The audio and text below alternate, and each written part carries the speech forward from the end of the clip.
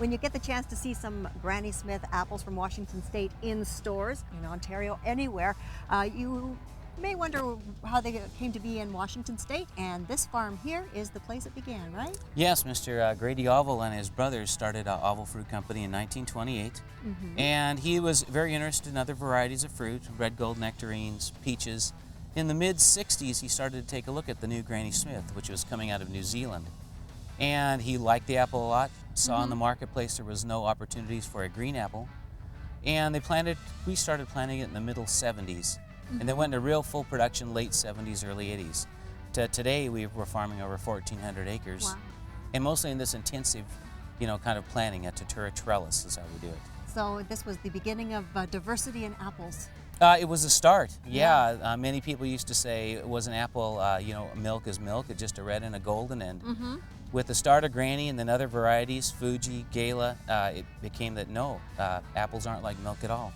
Many different colors and shapes and sizes and varieties. And lots of these are looking mighty fine here.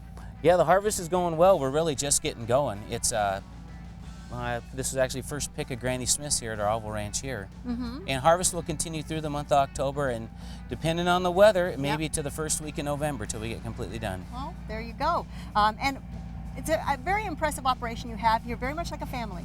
Yeah, it is. It's a family-owned corporation, and actually many of the employees own ownership in the company. And we try to follow Grady Auval for many years and his family, very interested in new ideas, new ways to grow fruit, and hopefully we're just following in the same tradition. And that's keep morale up. Everyone loves to be a part of it. Oh, everyone's pretty focused on. We try to grow a beautiful dessert piece of fruit, and that's keeps everybody excited. Sounds great.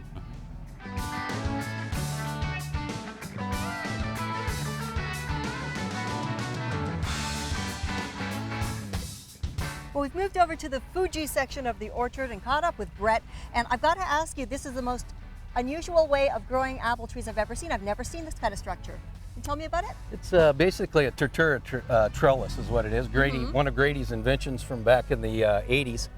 Started out with PVC pipe of all things. Wow. And everybody laughed at him, thought it was a big joke and everything, but he wouldn't give up on it. And it basically grows high quality fruit with large production numbers, takes some of the things that Mother Nature, curveballs that Mother Nature throws at you, out of the ball, out of the game, allows even coloring of fruit from top to bottom, and higher tree density numbers, which also adds to production yields. So. And you mentioned color, and that's a big thing. An apple will make it or not make it based on color. Definitely. So this gives you a far more even. It's got to be great for people who pick it too, because this looks so much more accessible. It works really well with the pickers. It's slanted about the same shape as a ladder would be. There's fruit basically available to them in any portion of the ladder and within easy arm's reach. They don't have to do any stretching. Now we're using a lot of platforms to do a lot of the work to where there is no ladders involved, so that's a safety factor. Right, and people might be wondering, as I was earlier, the little crab apples we see here and there are not just decorative. No, no, they're Manchurian crabs. They're used in a pollinization role. So the bees, that particular variety will pollinate an apple variety. Okay. So.